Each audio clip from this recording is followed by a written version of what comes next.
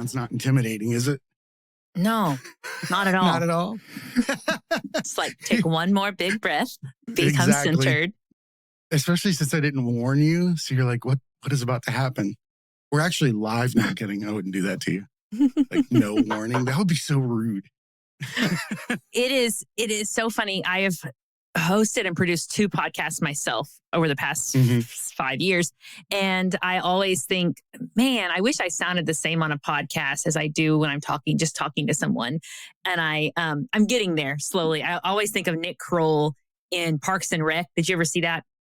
I love Nick Kroll. Amazing me too. Comedian. Kroll's show. I wish it went longer. I got through my pregnancy and delivery on Kroll's show. It was the best. Yeah. Well, in Parks and Rec, he plays this DJ, and who is just is so misogynistic in a hilarious way, and a bigot and unintelligent, and he has this stupid radio voice. But then when he's off the air, he is talking just normally, and he's obviously a very well educated, intelligent person. And I always think of that when someone hits record and I guess on a show now that, okay, Meg, don't turn it on. It's just a conversation. Don't put on the mask. It's a real thing. Mm-hmm. So for those of you just jumping in here at the beginning of the show, we're here with Meg Thompson. How you doing today, Meg? It's actually Meg Calvin, but I do like the last name Thompson. Why did that happen? Did I have another typo on my form? Yeah, there was like a whole bunch of stuff here that came up wrong. I love that. That's Meg, awesome. how you doing today? I am great. I think I should make that my new pen name for future books, Meg Thompson. I absolutely love it. So, Meg, where are you at in this beautiful world? Yes, I am in Kansas, America. You're in like the white bread of the white bread America. Like you should be in, if there was a title for Kansas, it would be like Wonder. Wonder, like for Wonder Bread. Because it's all American there. It is. And at the same time, I have to brag about my town of Winfield because it's this quirky vortex that kind of got stuck in the 80s, but is not racist and reserved all the best parts of small town life. I wasn't saying they were racist there. I just meant that was, but you're not wrong. I mean, I grew up in the South. I get what you're saying. And it's always good to find those little microcosms of people that have a unique feel about them. They're quirky, authentic. That's the kind of people you want to be around. And actually, that can exist anywhere you go. Totally. It's all who you surround yourself by. It's kind of like people come together like a radio station. If you're playing the right music on that station, the people that like it are going to come to that location. Simple as that. Yes. Well said. And I like it that way. Yes. I appreciate you reaching out to us. You've got a ton of good stuff to talk about. You founded 3 businesses, right? How many books have you written? I'm working on my 3rd book. Working on your 3rd. Yes. And how many have you helped other people write? I just signed my 51st client last week in my 4-year coaching business. Wow. Yeah. That is unbelievable. Yeah. So tell us a little bit about yourself. So, shortest version possible. I am a writing and marketing coach. And so I help people do the deep spiritual work to write their Amazon best-selling book, memoir or nonfiction, on Audible, paperback, and Kindle. And so, and before that, I worked in the nonprofit and ministry world. I was on a church staff from age 17 to 32. And that was when my first book got picked up, was while I was a minister. And that catalyzed me into serving the way I do now as a full-time writing and marketing coach. So I'm a mom, I'm a wife, I'm an improv actor, I'm a sultry alto. I think that's me in a nutshell. Yeah. I absolutely love that. And the fact that you're helping people put pen to paper where we tend to be our worst critics. Right. It's amazing when someone recognizes that they have the ability to identify the good within people that they won't point out themselves, and getting them to translate that to paper and tell a story in a manner that people can consume it and, enjoy it is a true talent. So I appreciate that you're doing that. I think that it's something that more people should do. Gary has a cool motto. It's hype your friends. And I think that fits in just about anything you can do, and just being supportive with the people around you. And if you can find a way to capitalize on your authentic talent, right? Yeah. And help people at the same time, bonus, because then you don't have to have a side gig to fund your true passion. So well said. So how did you find yourself getting into helping people put their life story or their, trials or tribulations or successes on paper? Right before this show, it came to me, or as they say in the new age woo-woo world, I had a download of, you got to tell this story on Jay's show. And what came to me was, and since it's the Tragedy Academy, this is safe to say, I was told when I was 16 by my mom that I probably wouldn't be able to have children. And at that point I was like, I don't want kids. I don't care. I was already a workaholic at 16. So I was you had bought into the full American dream at that moment. Exactly, like all 16-year-olds. Yeah. Yep. And so I didn't think about it till I fell in love and was going to get married. And then they confirmed you're going to have infertility issues. Anyway, long story short, we now have a almost 10-year-old daughter going on 47. And, but after she was born, I jokingly say my dog and I were spayed on the same day. But my husband informs me I was not spayed, but I had an operation. And when I was in the hospital, I had this divine mystical moment where I heard, whether we call it God, divine, source, universe, spirit, whatever word we use for that higher power, I heard, you are done. You're done birthing babies. This is no more. I want you to birth books. And so at that point, I thought it was just my books. And so,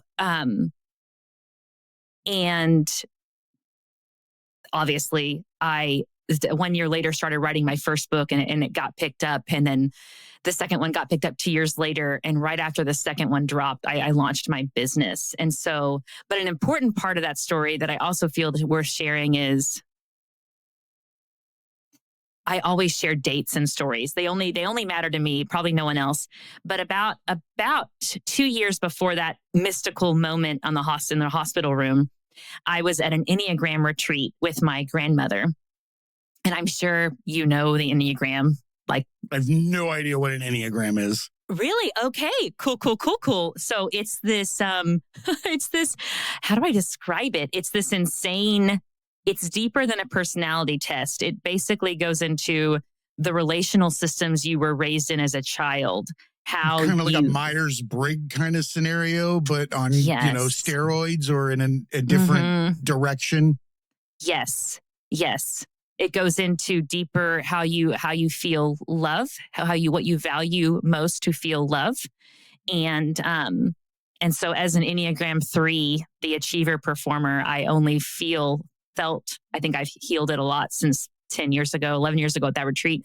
But up until that point, and this is what drove me in church ministry for so long, is I only felt worthy if I was preaching or singing. I only felt love if I was performing well, if I was impressing people. So there were some deep wounds there. But at that Enneagram retreat 11 years ago, the question was asked of me, if there was one thing you could do that you could feel utter pleasure with, which a lot of Enneagram 3s struggle to know what brings us pleasure and joy, because we're just really like, just tell me what to do to be successful and I'll do it.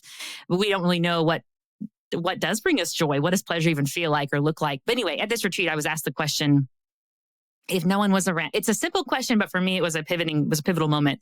If no one was around to see you and applaud you, what is something that you could do for hours and have fun doing it?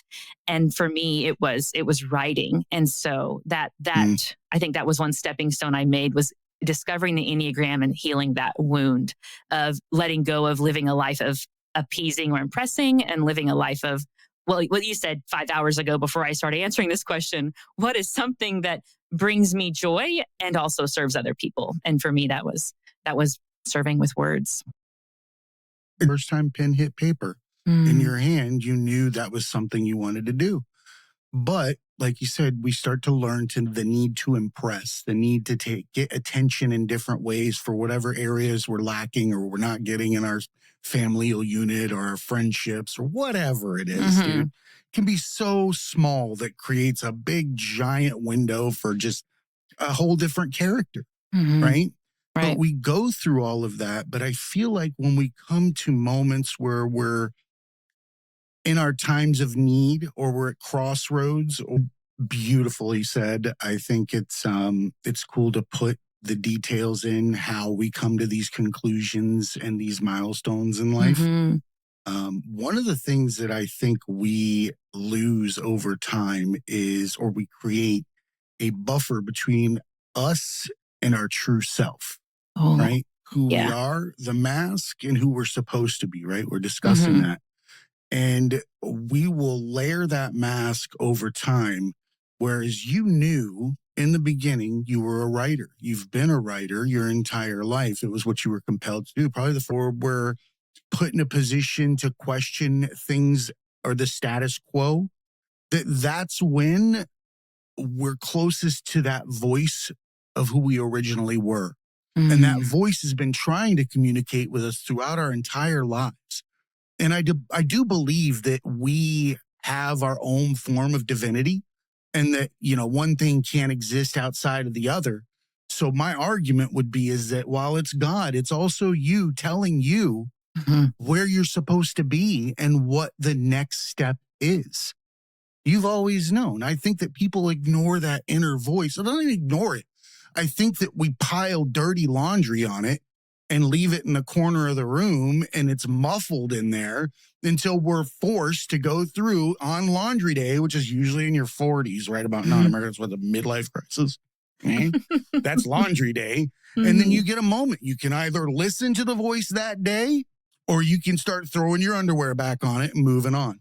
But then that's a choice. If you've heard the voice once, then you have a choice. Do I continue down this road or do I ignore it? Right? You didn't ignore it. Right? You found your calling. You listened to yourself, source, God, divinity, big spaghetti monster, whatever you want to call it. Right? As long as it can affect so much change on a much larger scale by each individual person. One of the things that I was going to bring up was that we had a show recently where there's something called the Rising Star Experience, right? And this guest was explaining how Manny Bain, that he was taking people's life stories and branding them in movie format, right? And giving them a chance to put who they were up on the screen, and memorialize it, and also give people, when you are out there trying to interact in life and somebody wants to know who you are, you need to get through the minutia now, right? As long as dude, if religion gives you a moral compass, rock on. Right? I have no issues, no qualms, just don't hurt other people. That's it. That's right? it. I feel like we're all praying to the same God anyway. Right. It's just in different formats. At the end of the day, we're all just trying to be who we were intended to be. Right? And I think that you've taken a great opportunity and turned it into something that there gives people the ability to assess your brand. But I argue there's a byproduct. Same thing with what you're doing. Nobody's going to put pen to paper and put their worst character down. They're going to put the best version of themselves, even in the worst times. Right? So that's a benchmark. From the moment that book is written, as they move forward through time, they have to go back and reference whether or not they're the person that they put on paper. Am I maintaining my true and authentic self that I said I was in this book? Or have I become somebody different? And it's not bad to become somebody different. That's just another book or another chapter. But if you're just a completely different character, then you've strayed from who you've helped them bring to the surface. So I think that that's something that, it's a great way for people to maintain mindfulness over a broad amount of time. I'm sitting in the question if I'm hearing you right, that leaves space for evolution, because everything healthy grows. And so, 100%. yes. But I hear you saying that if someone's writing like transformational nonfiction, for example, and they're helping the reader arrive at a certain space emotionally or mentally or spiritually, that the writer too needs to walk the walk that they're teaching. They're not going to want to read it if you're not being your true self. We know this. Yes, it's so true. And they can feel it. They can feel it in our marketing. You can read a smile without reading the word smile. Yes. Right? You can read pain without reading the words pain. You can read darkness. And when people are putting that much into what they're writing on the paper, words may be what we're looking at and consuming, but I truly believe there's something tied to each and every one, and that you're still consuming the feeling of that person. There is a separate existence of whatever their emotion is as it goes along. And I think that transcends time. That's why you can open a book that's 3,000 years old and have a tear come to your eye. The same tear that was being, that was coming down the eye of the person that was putting it on paper then, right? You can't tell me it's paper and lead, scratching across paper. No, it's there's something more to it. And I think that, you're memorializing things in that way.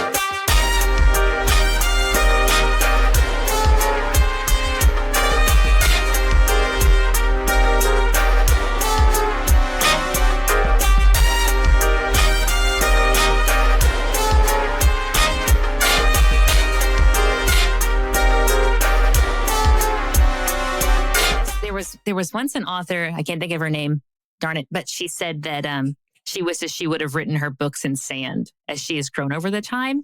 And I disagree with her. She writes theological nonfiction. And so she, of course, she has evolved.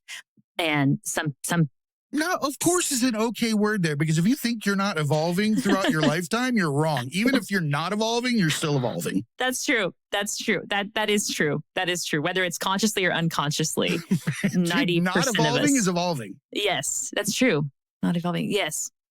And I disagree with this author because I feel that books have a life form, a life of their own, and that we are chosen to, like artists, we are chosen to release them. And then they have a life of their own. It makes me think of Stephen Sondheim, who wrote tons of musicals, including Guys and Dolls. And when he wrote the lyrics for Guys and Dolls, he hated the lyrics. He hated them. He hates all the music from there. And so what I take from that as an author, what I encourage authors I partner with to believe, is that we don't have to fully understand the book, or even some days we might not even like the book idea, but we don't have to understand it to surrender to it and let it come up and out of us. I think too many times a cause of writer's block is waiting till they have it all figured out. Like, what's the title? Who's the ideal reader? What's the format? What's the flow? And instead of just surrendering to it and saying, I see you, idea, I hear you, I love you. As lame as that may sound, it's true. I love you, book idea. I feel free to speak up. I'm not going to verbally beat the shit out of you. I'm listening, and I don't fully understand you yet, but I'm ready to take the first step of committing to releasing you.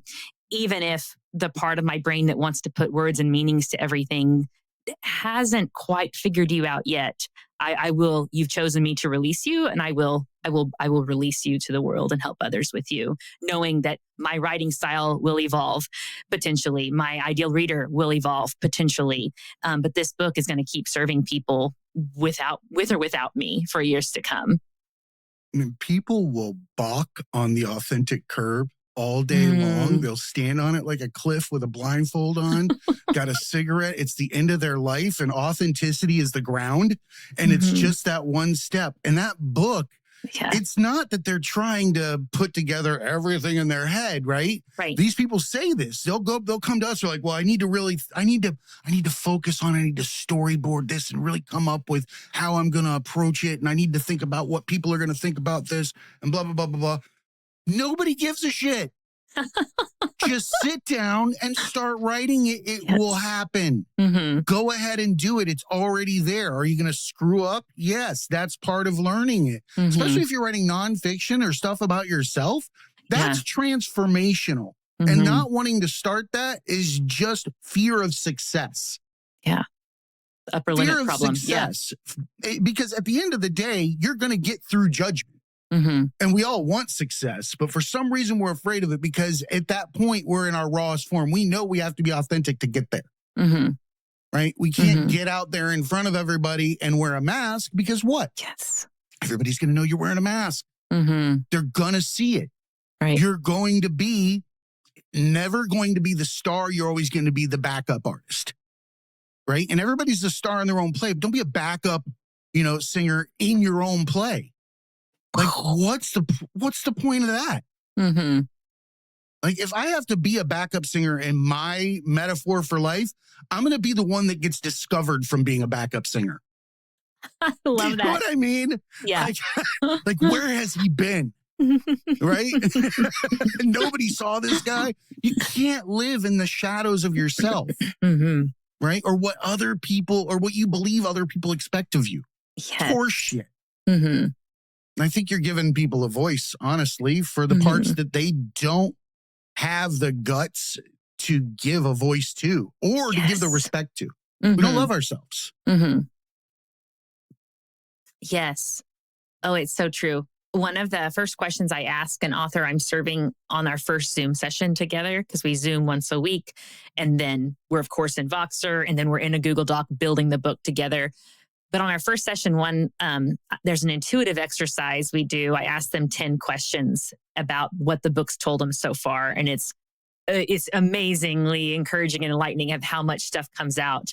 And they're really funky questions. Like, if your book was to be conceived by two other books, what would those two books be stylistically, or based on subject, or based on feel of the book? And every author knows it. Another one is if your book was to have a literal jacket, not a book jacket, but to wear a jacket, what would that jacket be? Would it be a personality? I like this. And every writer knows these answers, and there's 10 of them, and they just are really encouraging. They align me with the book and the author, and they also give the author this huge confidence boost of, oh, I know a lot more than I thought I did.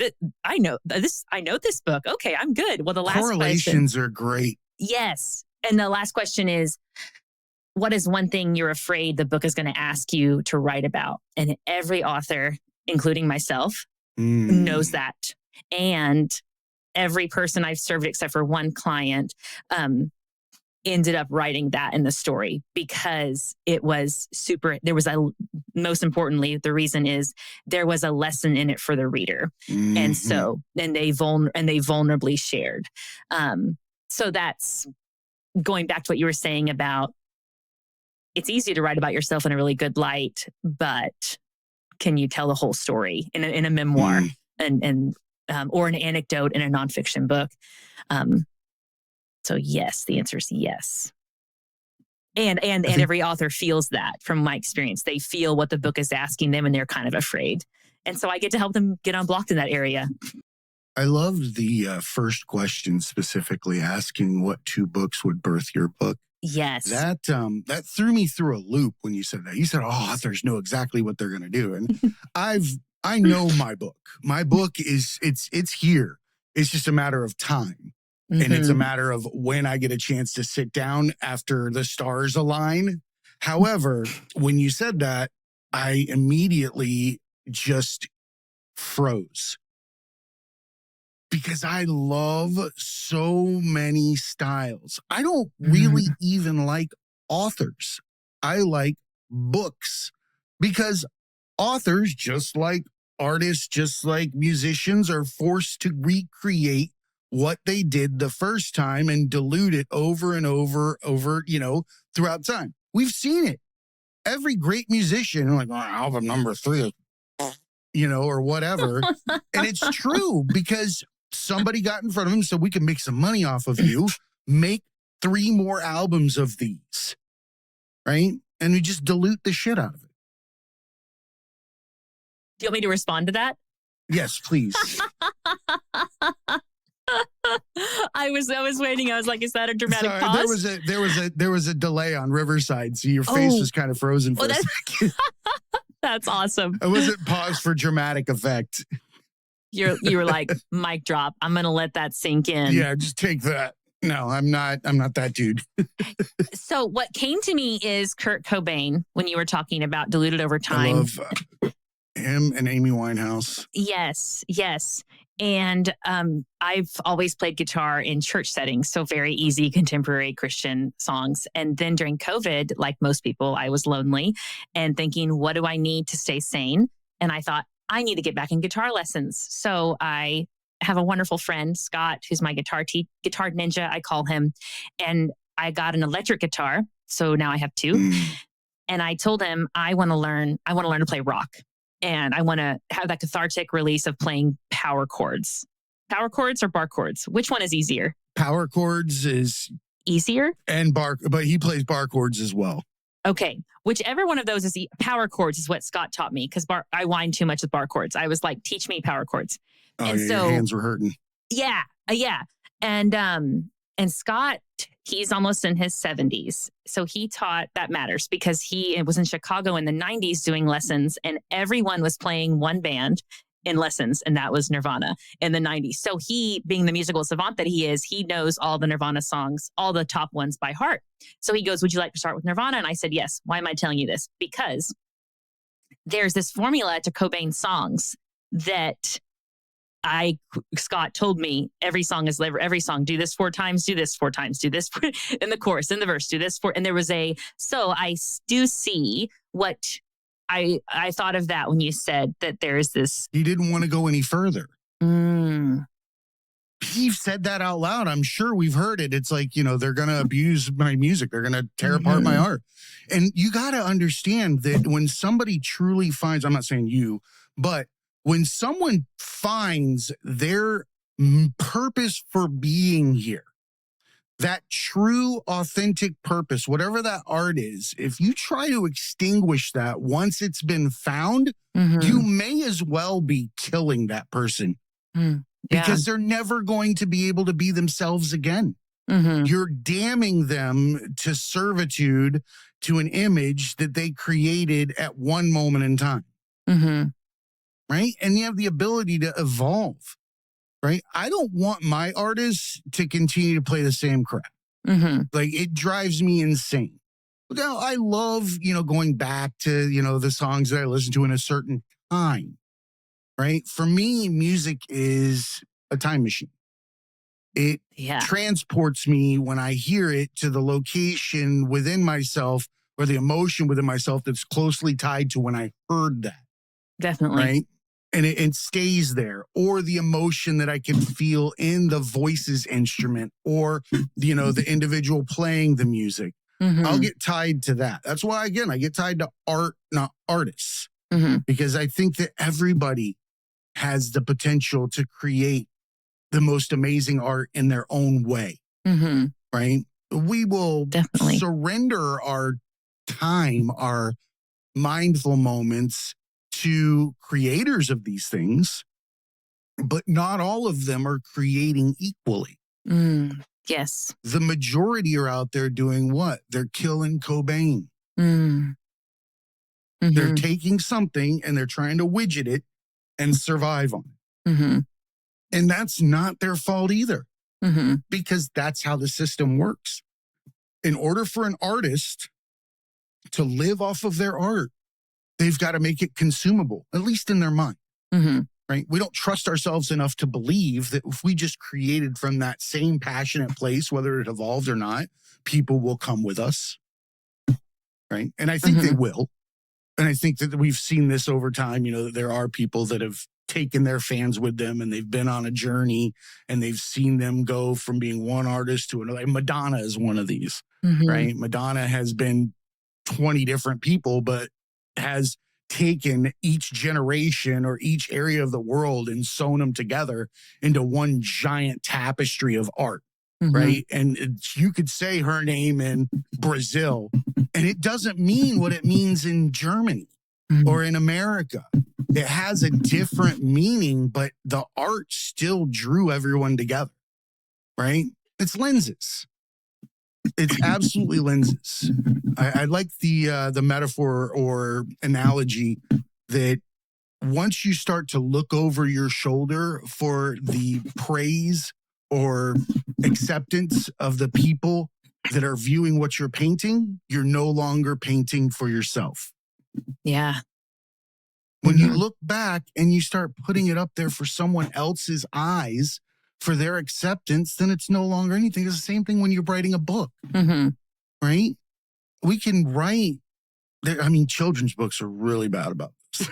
There's a ton of children's books that it's like, just because you can rhyme doesn't mean you should be doing a children's book. But so let me ask you this.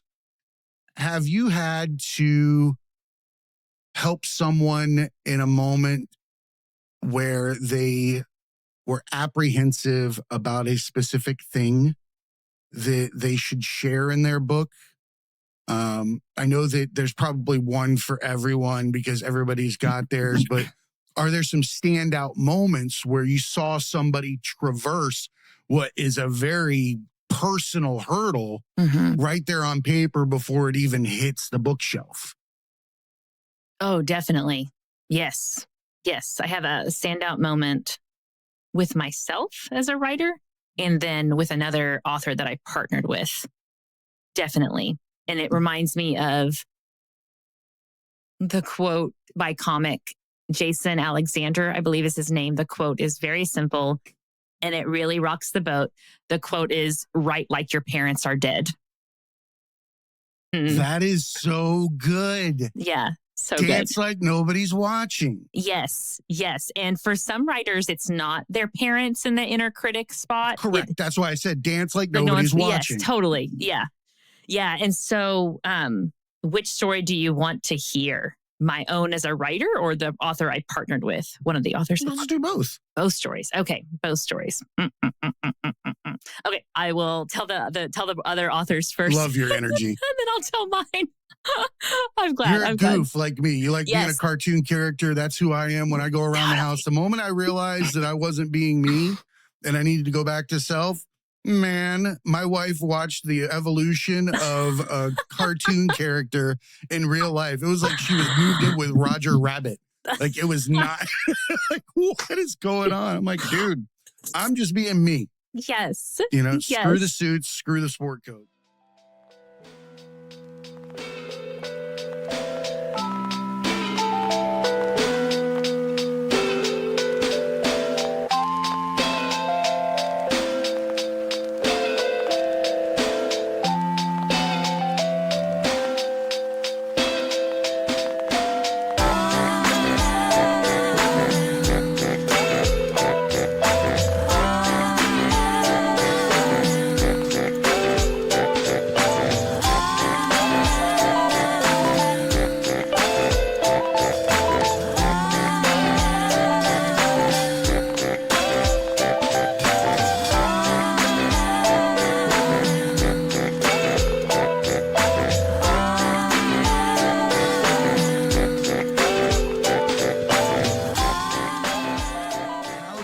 How did you get through that hurdle?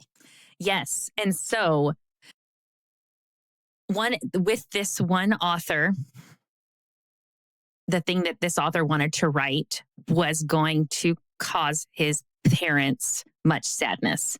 And so what we did was, I'm going to pause myself. The story the author was telling himself was that this was going to cause his parents sadness.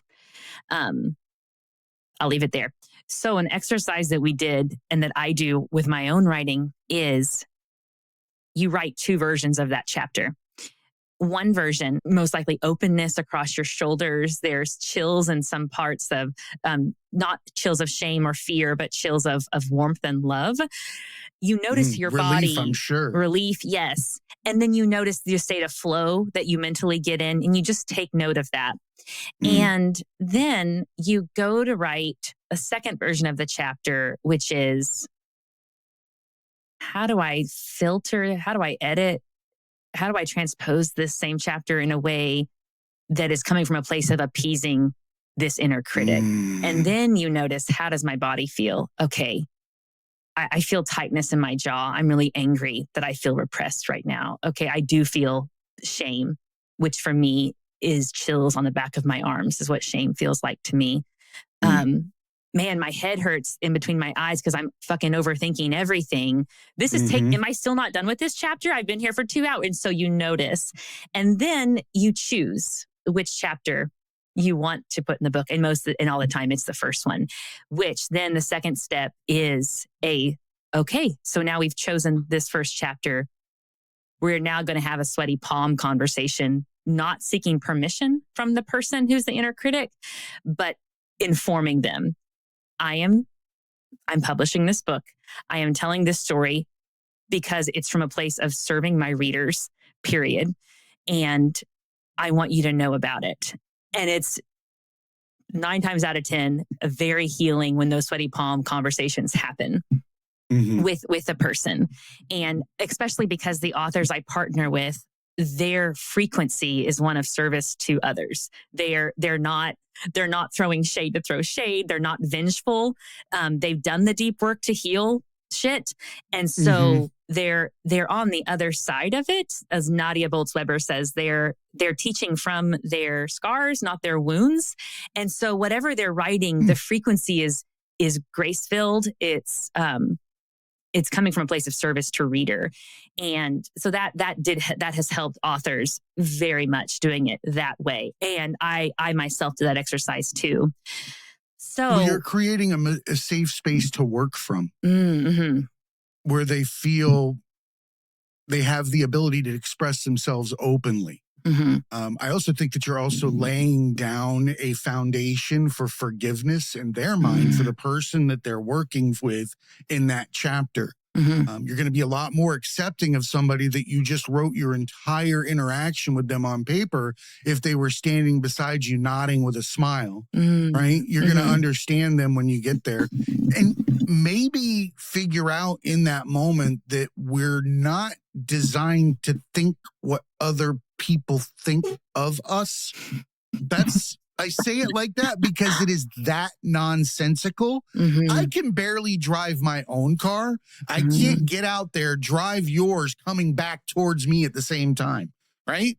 Doesn't work that way. It doesn't work. So I have to think about this. We'll walk away from an interaction with somebody and think about where we left off.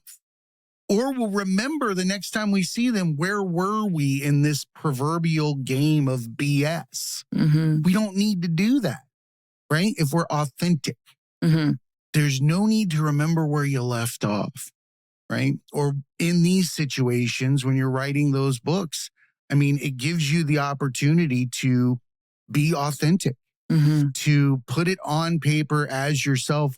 Is your parents are, or whoever the voice of the inner critic is. It might be a pastor for some. It might be a old basketball coach, grandparent, whoever that voice is. You write the chapter like they are supportive, 100% supportive, or like they're never going to read it, whichever makes you feel better. But the support, the feeling of support usually improves the exercise.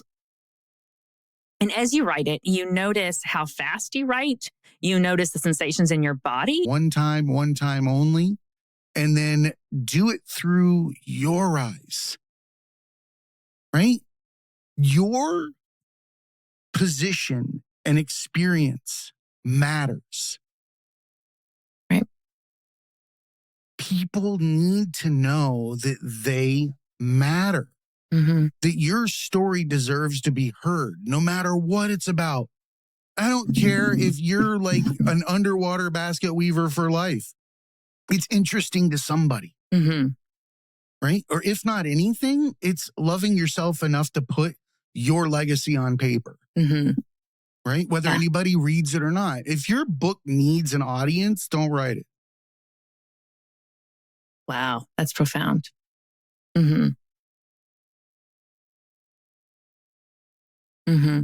Yes. Yes, it reminds me of what I always say, which is the book, if your book idea is speaking up louder, like my dog, if your book idea is speaking up louder, it is for two reasons. Because it wants to give you the joy and the cathartic release of writing it. And equally as important, but not more important, the need to be helped by your book is growing within others outside of you.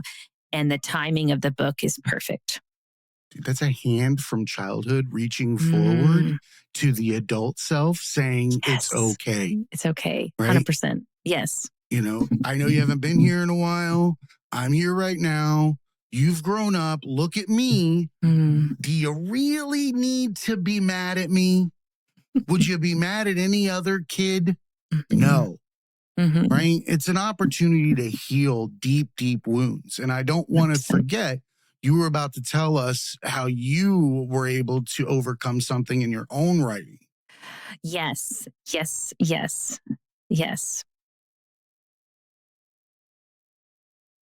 I'm pretending to be an introvert and pausing before I speak. Oh, I thought you were pretending to freeze. No. Like, you're not getting out of this. Like, I know what you're doing. I do this to my mom. This is going out. I'll call you back. The whole fake thing. I'm in a tunnel. I'm in a tunnel. Yes. So my second book was what would happen if a nun conceived a book baby with Seth Meyers. And let that sink in. I love the sarcastic nun. Let's go. Yes, totally. Self-deprecating. It combined the two books, No Judgment, Donald Miller, Blue Like Jazz from 2004 with Tina Fey's Bossy Pants from 2008. It combined those two books and it's called I Am My Own Sanctuary, How a Recovering Holy Roller Found Healing and Power. And for my non-religious readers, it's for recovering people pleasers. And so anyway, in this book, I poke fun at purity culture in the South, because I was raised in Texas. I came to Kansas for college and fell in love with this. Okeechobee, Florida. Yeah, okay. On a dairy. I grew up like literally catching calves with my grandfather after they were born so that they could haul the cow off to be milked. Like, that was what I did as a kid. I've been shocked by 1,000 electric fences. I went through all the BS. I'm with you. I understand this world. I grew up in a Southern Baptist church in the choir, standing with like 12 old women and me. Yeah, it's so weird. It looked like Forrest Gump or something when he was singing. It just didn't match. Wow. That's hilarious. I love that. So yeah, you get the pros and cons to Southern Belle culture in the South. Yeah. And so I have so many wounds that I've gotten to the gift of healing. I turned 38. Is that how old I am? In June. Stop. And so I have gotten to heal lots of wounds around sexuality and body image. And purity culture did a number on me in the church. So in the chapter over that, in the first draft, I withheld sharing my own story with sex and sexuality. And I just shared other much smarter people's thoughts on how we should view sex. And so I didn't go deep in the anecdote in that area, although I really wanted to, but I was afraid. You knew you were supposed to. Yeah, 100%. And so this is going to be kind of woo-woo, but I'm going to share it because it serves. I was working with a traditional publishing company. My first two books were under, and they reached out and they said, you have 1 week left to change anything you want to change in this book. And I knew I have to tell my story of sex. And even though I'm going to lose the respect of 3 Christian mentors in my life. Because at that point, I wore the label of Christian very proudly. And I was afraid to lose love. I was afraid to be rejected. I was afraid to be alone. Shunned. So I was hosting the Listening Chair podcast with my friend Miranda. Then we had on this modern day mystic from Emory University. None of that matters. Anyway, this modern day mystic, he said, listen to your dreams. And at this point, I wasn't at all metaphysical or new agey. I was very mainline Protestant, all that. Anyway, he said, listen to your dreams. Your ancestors speak in your dreams. And I thought, okay, sure. I didn't. And then the next day, I was the same way before I started meditating. Yeah, I didn't believe anything. And I still, you'll never see me in Birkenstocks or running around with, like, I won't be selling you wolf tapestries on the side of the road or anything like that. But I see you. You guys, I see you. Yes. I know you're there. Feel validated. I'm just not going to be there with you. I might be selling the wolf tapestries someday. Good for you. I, however, have so much shame and guilt, and I worry about what other people think that I'd probably not be able to. I'm not comfortable enough with myself to sell a wolf tapestry yet. Yeah, I can admit that. I love how you added the word yet. Yeah, absolutely. Absolutely. Someday I will do that. Someday. Yes, if it feels in alignment. And someday you might not. But at this point in the journey, circa 2018, 19, I did not. I was like, this is baloney, whatever. Well, then the next day I listened to another podcast with my friend, the Reverend Dr. Katie Valentine, who I ended up working for and learning from. And she said, listen to your dreams. Your dreams guide you. Ancestors and past lives come up in your dreams. And there was something in that moment that felt like home to me. And I was making the scary decision, do I change my book and talk about my experience of sex and my sexual journey, even though I will lose respect of Christian mentors of mine? Do I do that? Well, I always tell this story out of order. No, I don't. Anyway, focus, Meg. That night I went to bed. Obviously, that's what someone does at night. And I remember thinking, maybe there's something here that both these podcasters and 2 days apart gave me this message. Maybe there's something in my dreams. Maybe past lives are real. And all I know about my ancestors is, on my maternal side, Scotland, mid 1700s, my ancestors, there was a married couple, the McNains, and they were burned at the stake by Catholics for writing Protestant literature that really rocked the boat. And so rocked the boat. I love 2 religions that are about as the same as they could possibly be. Exactly. Rocking the boat. Yeah. You put a comma in the Bible. Like there's no real rational reason. They do like everything the same. Yes. And they're burning people at the stake for this. I'm sorry for your loss in the 1700s. Make sure I'm not being insensitive to all the people that were burnt at the stake. It's true. I mean, that's wild though. So you're in your dreams. You're yeah. So tell me about this. Yes. And so I thought maybe there's something to this. Maybe, who knows? Well, I went to bed that night and I didn't have any dreams, but I woke up and my 4-year-old daughter came walking. I'm getting chills already. Can't make this shit up. My 4-year-old daughter at the time came down the hall, and this matters for dream interpretation.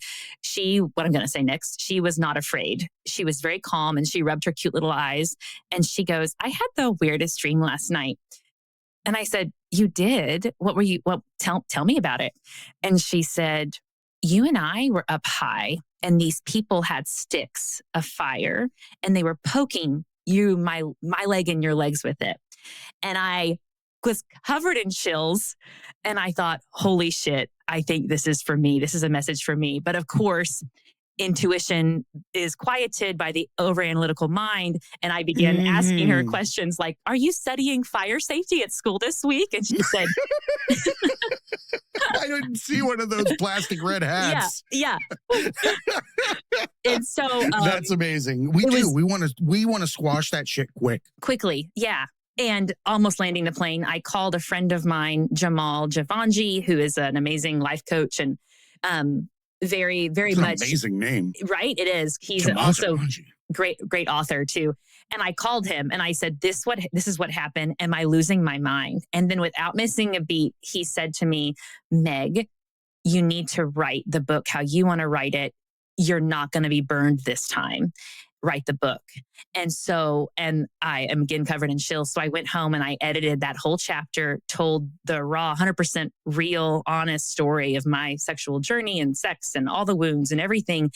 And it's the most talked about chapter that readers reach out to me about. They reach out Imagine that. Yeah. And so that was my journey. And then the 3 Christian mentors I was the most worried about, I messaged them before the book came out and I said, this might be unnecessary, but I want you to know before you read this book that our views are very different. And I want to thank you for your influence. And my business coach at the time, who's still my business coach, told me, when you are healthy, you will outgrow, sometimes you will outgrow mentors. And they serve you for the time they're supposed to. And it's a seasonal mentorship, but it's okay if you outgrow them. And so, but the feedback that I got from other women and men about how helpful that chapter was, it affirmed in me that I did the right thing by sharing vulnerably. And I'm thankful, even if someone wants to say past lives don't exist and epigenetics doesn't exist, and none of that moment really, that wasn't real, what I felt through my daughter.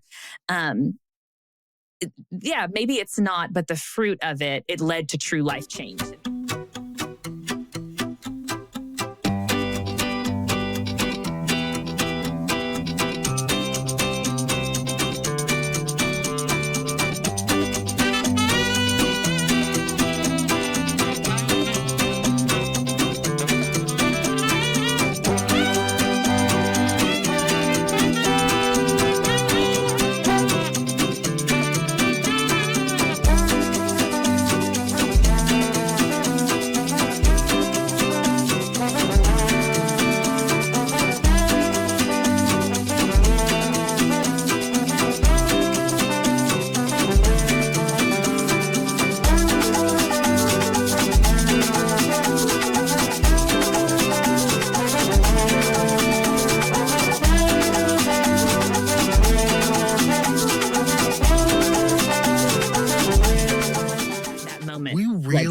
Feel the need to defend things that are intangible or can't be explained to others, or that have been given the title of woo and things like that, right? But in reality, it's your experience and your experience alone. You're entitled to take it in, and you're entitled to speak about it any way that you feel.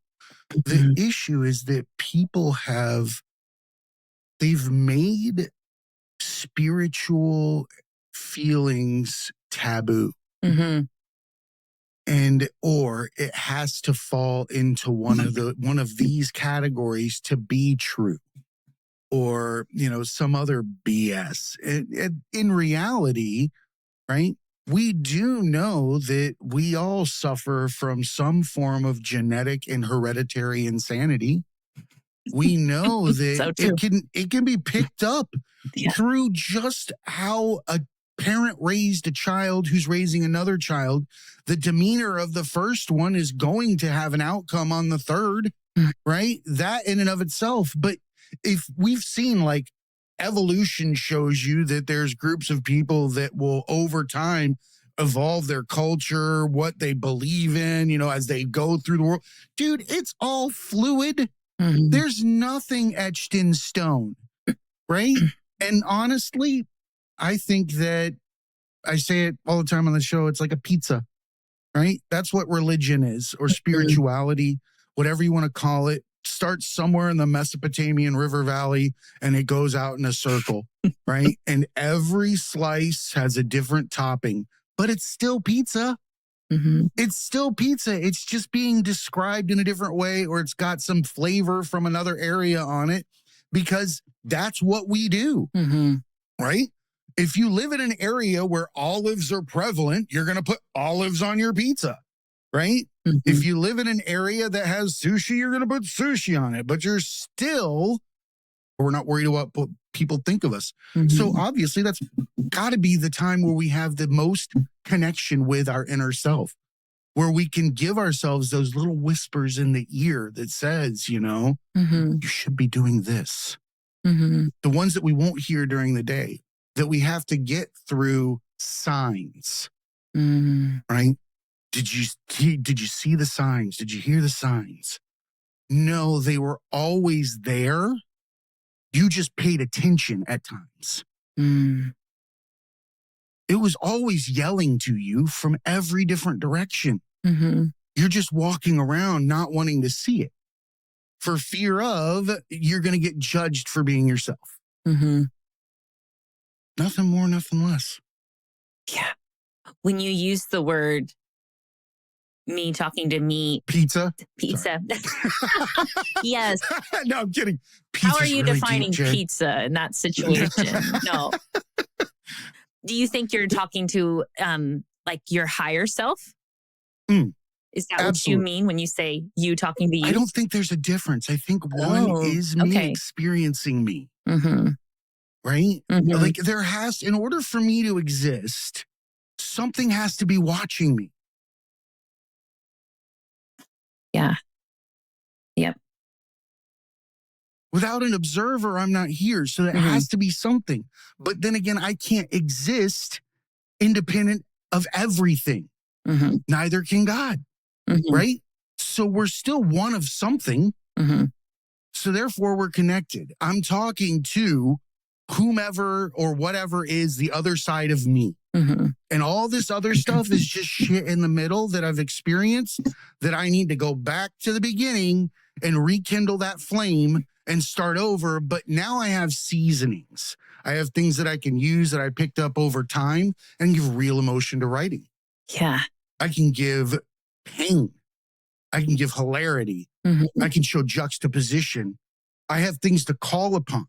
Yeah. And a gifted person like you with language has the ability to use those anecdotes, but in different formats where it could not be even remotely related, but that particular comparison exists in so many different forms. It's your job as a human, to translate the experience for as many people as possible. Right? Mm-hmm. To help people be able to get new prescription lenses, right? Because experiences are layered over time, just like the lenses on your glasses, and we can't share them, right? You can't put them on, I can't put on yours, but you can teach people how to write their prescription to hand to others. Wow. That's so good.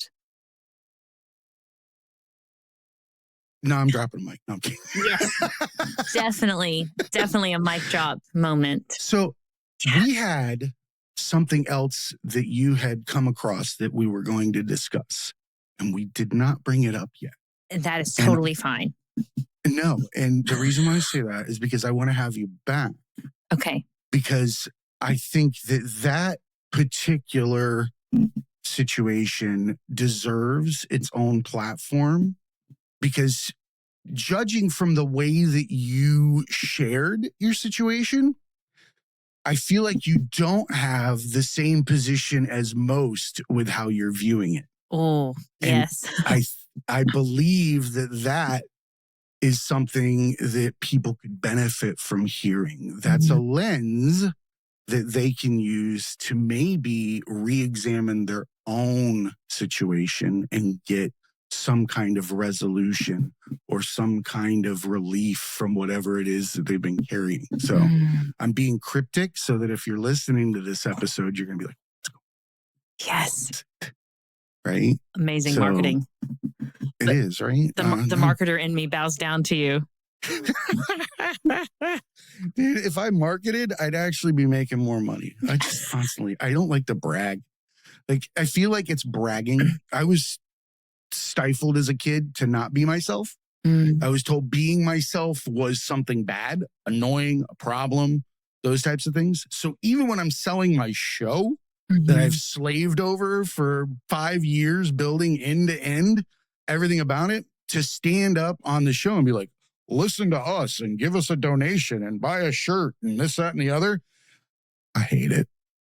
Like, legitimately. If you want to support me, make me not have to say it and go and give a donation on PayPal or Ko-Fi or buy me a coffee. That's me begging right now for money.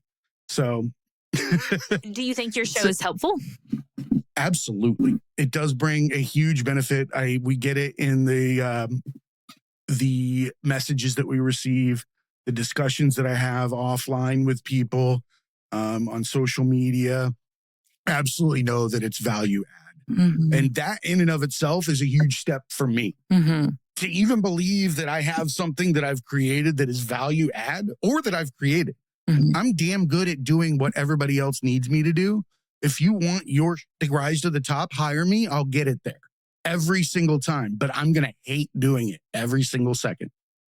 I will self-medicate and want to jump off a bridge because I'm doing your dream every single day and widgeting it. I can't do that. It has to be mine. It's got to be my dream or no dream. And my dream is to help other people achieve their dreams. So it's fun. It's so fun. And I hear you saying you think it's helpful. I do absolutely believe it's helpful. So it makes me want to ask another question, which is, if you saw someone sinking in the ocean and only you had a life preserver, would you throw them a life preserver to help them? Absolutely. Is marketing not the same if you think your product is helpful?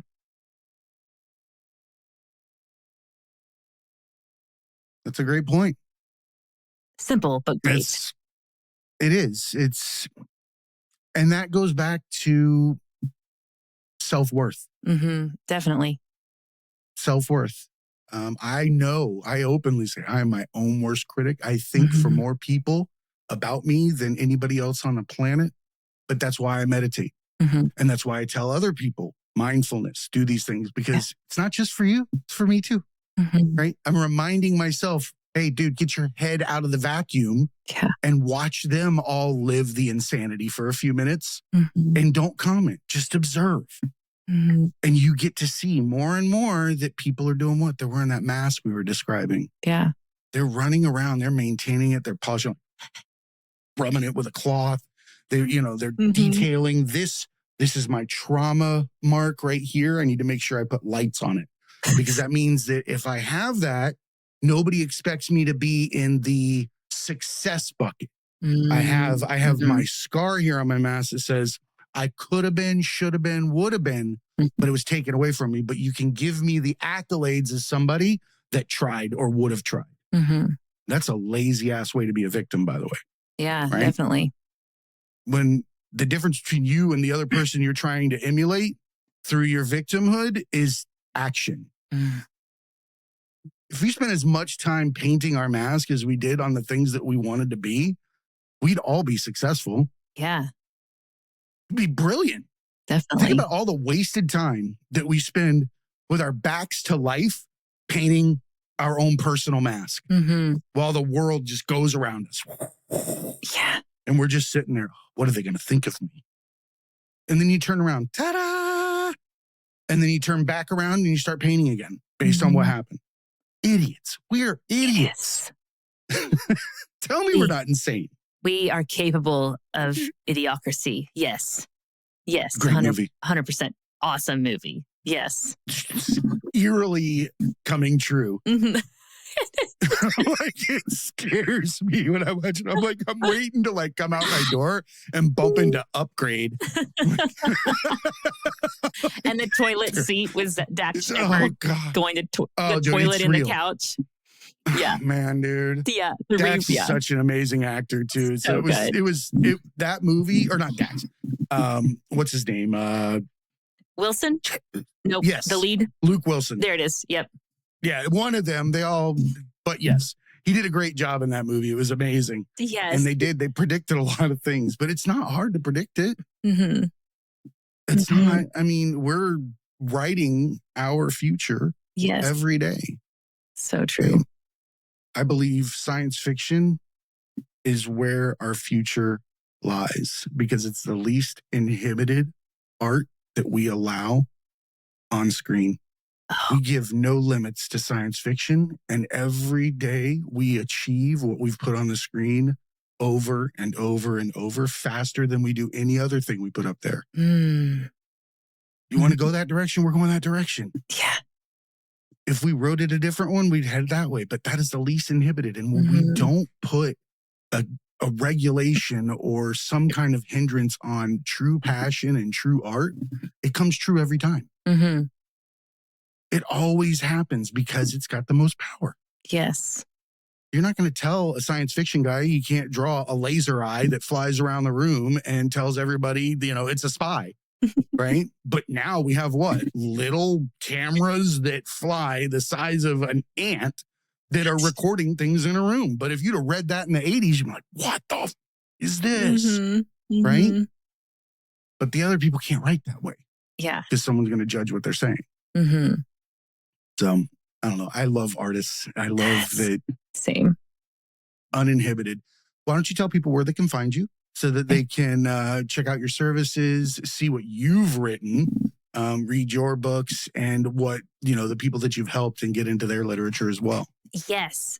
So I'd love to connect with people on Instagram at Hey Meg Calvin on Instagram. Love to connect there. And then since we're talking about marketing, I do have a free gift I love to give away on podcast. Could I give that to your audience? Yeah, absolutely. So what I have is a free 20-minute video. It's called 3 Ways to Make Marketing Your Book More Fun and Less Frustrating. And the principles in that can be used to market any business or any product. And so if you want that 3 ways to make marketing your book more fun and less frustrating, go to megcalvin.com and you can find it there. And yeah, that'll help you push out your helpful and good content that others are hungry for.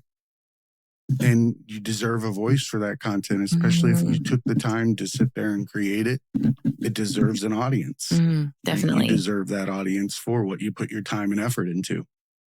So, and finding someone like yourself is what people need, right? Someone that can help them bring their tree to fruition. I like to say that when we hit our knees, we get to plant our tree. Oh, I love that. And that's when we grow into something new. And you're there with water, fertilizer, instructions, just going from each one to each one, telling them, if you do it this way, you're going to have a healthy tree.